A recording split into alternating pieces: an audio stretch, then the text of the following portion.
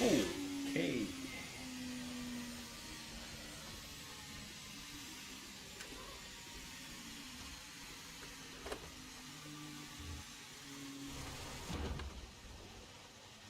Hello and welcome to Portimao, home of the Portuguese Grand Prix.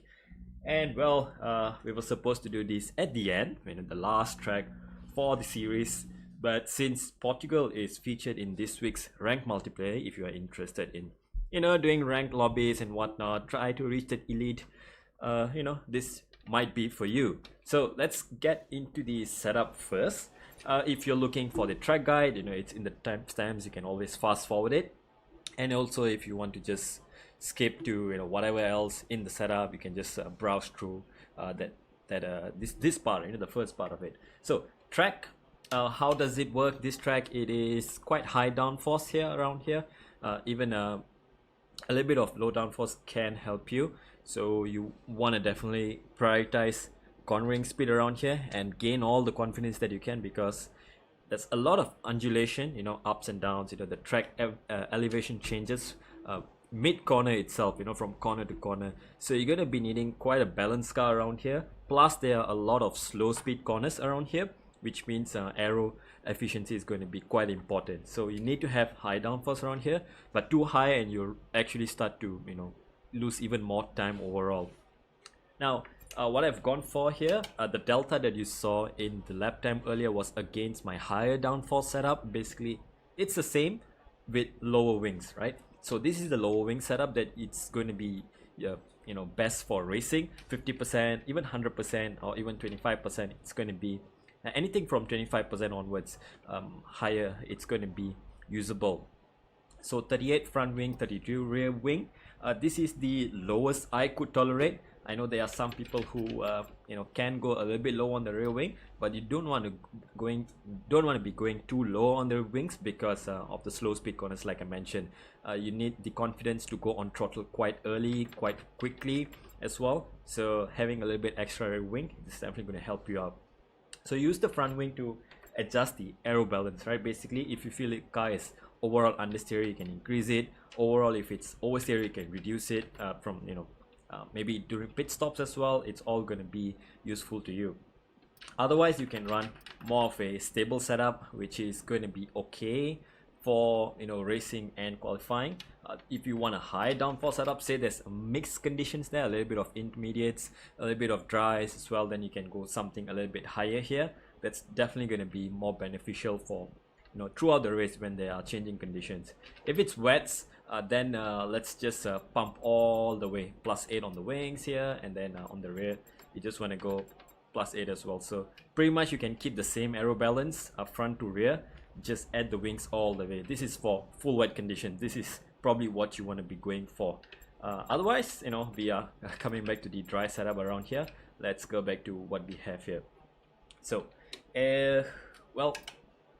transmission, you want to be going for 55 on throttle in the race. In qualifying you can get away with 50. However, like I always say, 50, 51, the lower range is a little bit sketchy when you go on acceleration. If you're trying to accelerate while turning, it's okay, but if you're trying to accelerate in a straight line or straighten out the car on the curbs or anything on the AstroTurf, this is going to induce even more wheel spin when you go lower. So safe side, 55 is good for the entire race. You can use 60 maybe in the race if you are really stretching out your stint and the tires are really wearing out. You want to make sure the car doesn't over rotate under acceleration. You can go to 60 in the race. Keep it at 55 in all conditions. You're good to go. Off throttle, adjust this to your liking. If you feel under heavy braking the car is snapping, you increase it. If you feel the car is also unstable during the transition of corners, you increase it.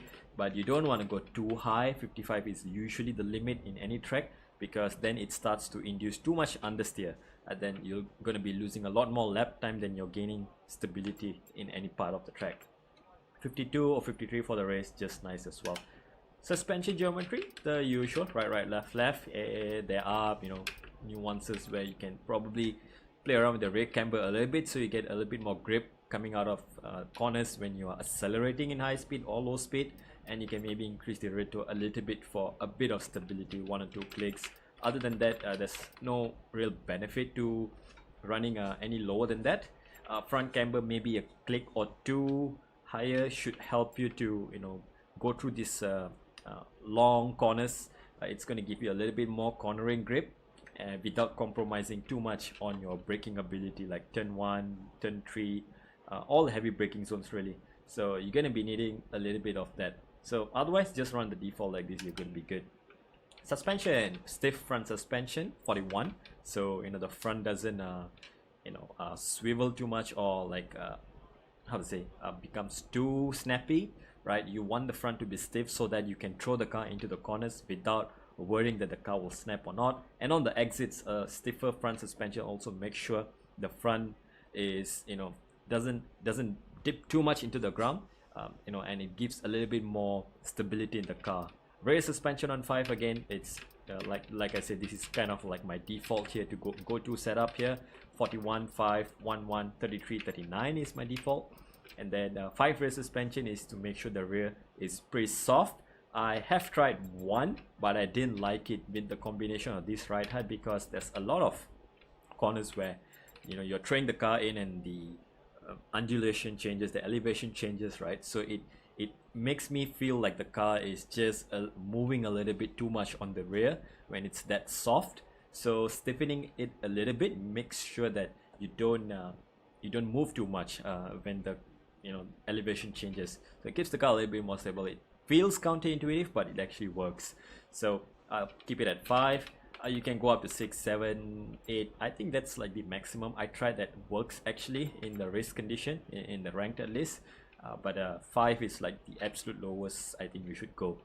1 anti-roll bars, and this again to keep stability. Now I definitely noticed in this track compared to some others, there is quite significant impact on the setup when you apply a little bit of front anti-roll bar. So if you put it at 1 front anti-roll bar, the car is going to be very pointy. The front is going to be very agile. It wants to turn into a corner. So that's good news if you want to find more rotation.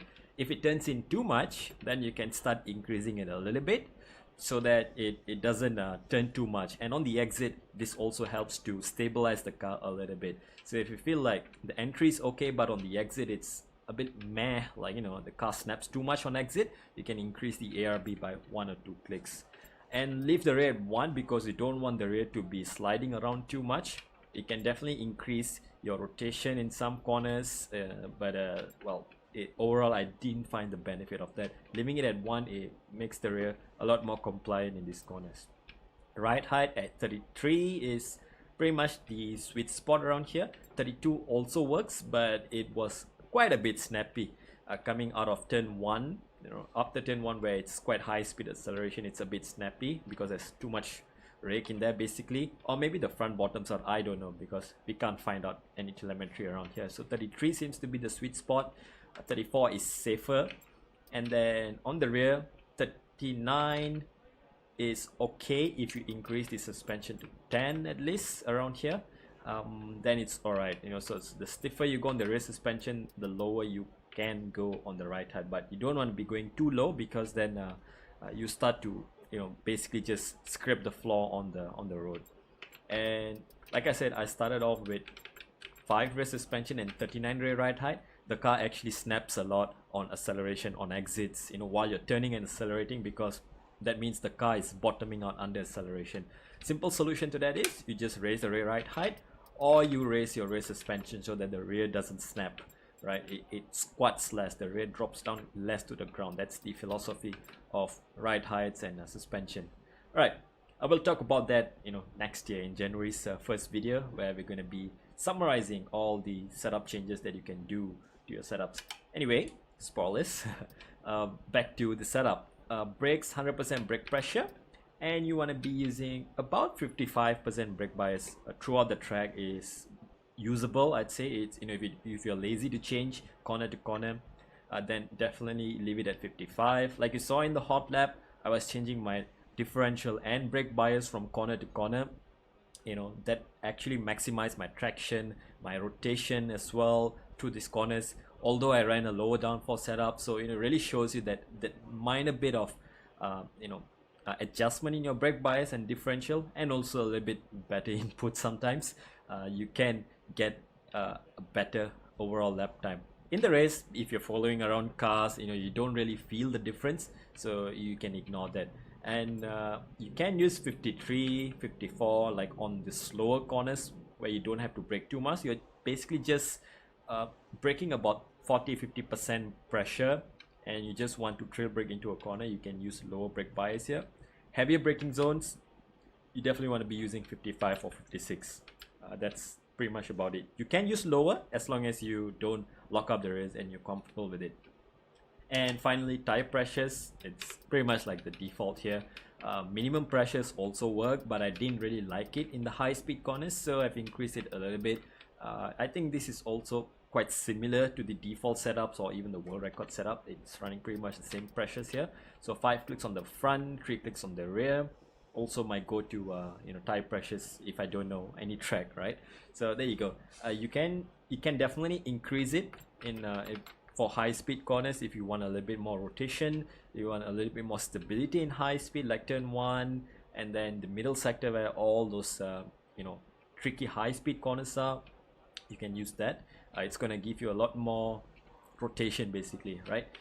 But if you lower it, it's gonna give you a lot more mechanical grip coming out of slower corners. Find the balance and you'll be good to go. There you go. So summarize the setup. 38, 32 is the low downforce that you can go with. You can go even lower if you can tolerate that, and you can go like default 30, 40, 34 or even higher like 42, 36, like similar to the world record here. But keep it as it is, whichever you like. Lower speed, lower downforce is definitely going to increase your top speed, and that's going to be better in the race. It's also pretty difficult to recover ERS around here, so prioritize top speed if you can, without compromising too much of your cornering speed. And then 55, 52 for transmission. You can go 53 for the race if you want a bit more stability. Minimum camber, minimum toe, right, left basically. And 41.5 suspension, 1.1 anti-roll bar, 33.40 ride height, 155 brakes, 5 clicks front, 3 clicks rear on the pressure, and there you go. That is a setup. And well, around Portugal, I think starting to like this track in this game at least, right? In the last game it was nightmare to drive with last year's handling, but regardless of whatever has happened in last year or this year's game, let's go into the track guide around here. And there you go, some nice XPs. 16.1, I think that's about 1 second off the world record for sure, but we're not really chasing records around here. If I whack on a full high downforce setup, probably I could go a tenth or two quicker. That's all, the maximum I can extract already. So let's replay our fastest lap and see how we can tackle the lap around Portimao, the Algarve International Circuit. Right, beginning your lap, you want to just be following the racing line or staying tight to the apex here on the right hand side to minimize the track distance to travel and minimize tire scrubbing. So keep your steering as smooth, as straight as possible, and then DRS will be activated right around here, and then the start finish line is coming up right after that. So it's quite a short DRS straight despite it being a long circuit, long front pit straight here. So you want to make sure you get a really good exit coming out of the last corner and get into someone's slipstream, and then when you get the DRS, just zoom past them on the straight. And the lower downforce is definitely going to help you with that, so keep in mind. Right now for turn 1, you want to be riding on the curb pretty much right about this much here at the 100-meter board.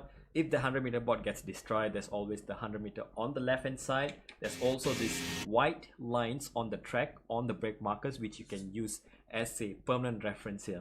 So I use that, the white lines and the 100-meter. And then at the 100-meter board, downshift to you want to brake.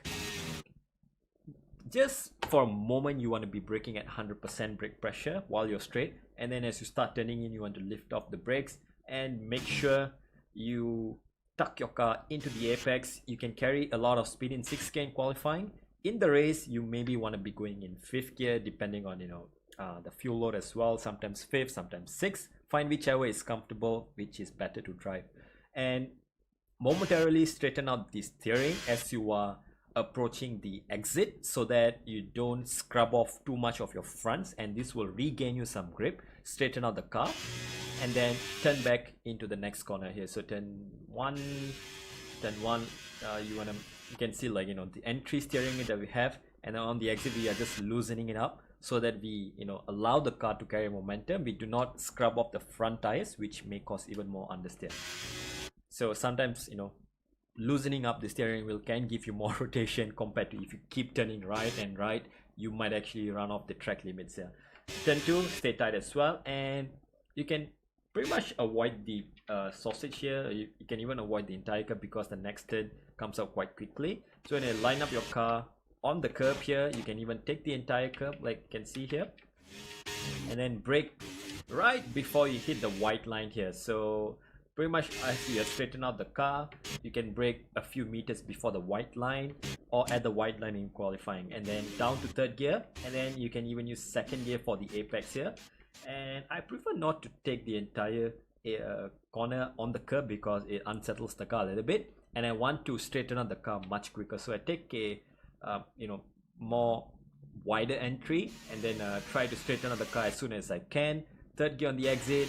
By the time you are right around here, before you hit this white line, you're already full throttle in third gear or fourth gear, and you want to avoid the inside curb on this left hand side so that you don't wheel spin and lose traction on that. So up to fourth gear, just a little bit of lift, probably about 10-20%, to get the car stabilized while you're taking this corner. It's quite uphill. There's a little bit of a bump and a crest here. So once you get past around here, you can see here, like, my car snapped a little bit. So right around here is where you want to lift a little bit, and then straighten out the car, let it run wide, carry all the momentum, and then activate DRS.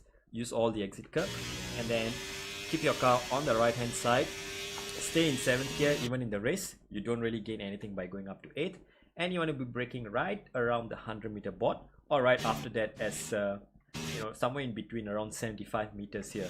So whichever you prefer, you can use that. And then for the apex here, for the entry, you want to be staying very tight on the entry. As you can see here in this, we are pretty much on the curb here, just to maximize the entry and not using the sausage, right? And then on the exit, start applying power as soon as you can, like right around here. When you reached here already, you're pretty much on the apex here, you can't go any more to the left. Start applying a little bit of power, 20-30%, 40%, whichever you can, and then start increasing your throttle and opening up your steering. Use the entire exit that you can. You can use a lot more than I did, but if you want to be safer, you can use how much I'm using. And full throttle here, and then stay to the left, tight to the left. It gains you a few thousands here, and then you want to be turning in right as the curb starts here. And in the race condition with heavy fuel, you'll probably be lifting a little bit to get the nose turned into the right hander here. Alright, in qualifying, this is flat. You got a right setup, enough front wing, enough downforce, you can take this flat like I did. And then pretty much the same, you can take the curb because you're already going flat here. And avoid the sausage, definitely the one tip I can give you, avoid the sausage, right? And on the exit, right as you hit that white line on the left hand side, that's the braking reference. So you are pretty much turning into the corner and still braking. So it's quite technical around here, but it's important to get for this corner coming up, the turn in, right? More importantly, it's to get a better exit than the entry itself, if you're not used to this track yet. So down to 4th gear, you can take it in 4th, you can even take it in 3rd. You don't have to take the entire entry curb here. I prefer to avoid it so that I can have a little bit more grip on the tires, on the on the black stuff here, right? And on the exit, straighten out the car again. You can see I'm opening up the steering, straightening it out, and also applying more and more power.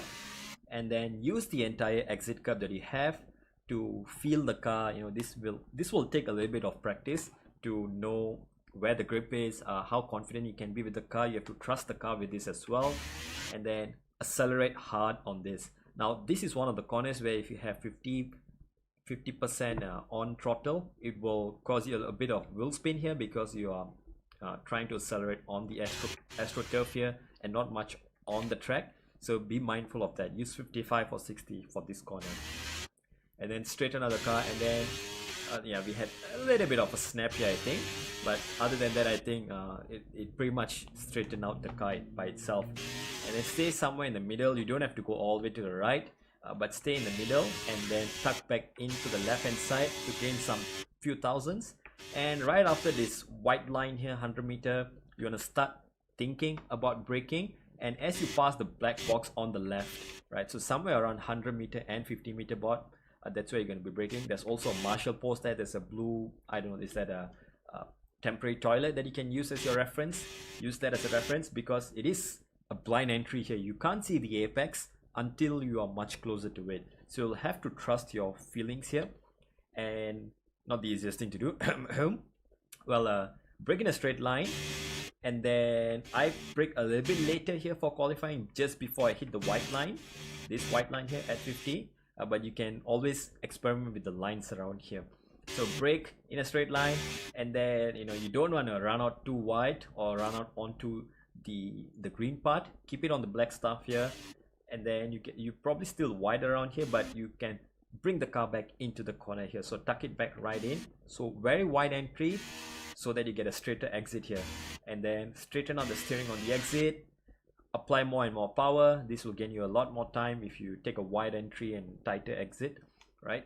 So you can use the exit curve as well. If your car is already accelerating outwards and it's already stable, use it. But if you don't want to use it, keep it on the black stuff. Keep it on the red and white curve at the most, like this. You don't want to go any further than that.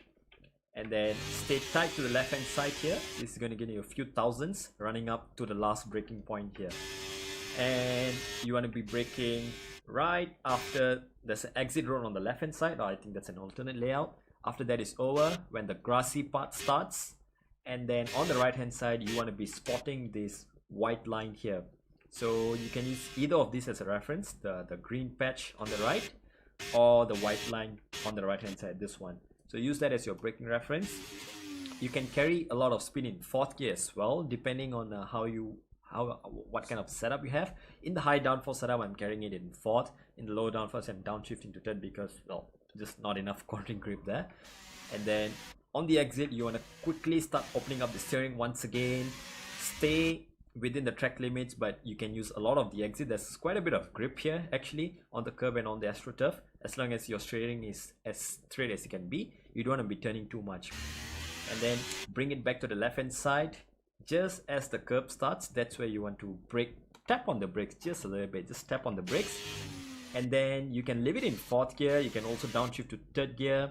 Stay tight on the entry here. That's where the racing line, the grippier line is. And then start accelerating as soon as you can, because the sooner you accelerate and the more you accelerate, the more time you're going to gain on the exit here. Use all the exit curb here and that you can on the exit. You will not bottom out, I promise you that, with this ride height. Even on 32 front ride height, you're not bottoming out. 31, 30, yes, there's a chance of bottoming out here. So on the exit, use all the exit curb, and right before the curb ends, and you can start to see the start of the right-hander's curve. That's where you're going to be turning in. Stay tight on the entry like this. This is pretty much how you start the lap as well, right? On the exit, you can stay towards the middle of the track. In last year's game, going all the way to the right was quicker because it didn't scrub off too much speed. This time you can keep it somewhere in the middle of the track for a qualifying run. For a race, you're probably just following the racing line anyway. And then DRS open here, and start finish line is here, and there you go. That is a lap around Algarve International Circuit here in Portimao, Portugal. Hope you have a great weekend, a great holiday coming up as well. Year end is here. Portimao is done, and we have 2 more setups to go, which is going to be Imola tomorrow, and I'll probably have to schedule the finale, which is Abu Dhabi, on Sunday while I'm away from holiday. So I'll get it done, and you'll be able to see it on Sunday. So take care everyone, stay safe, and goodbye.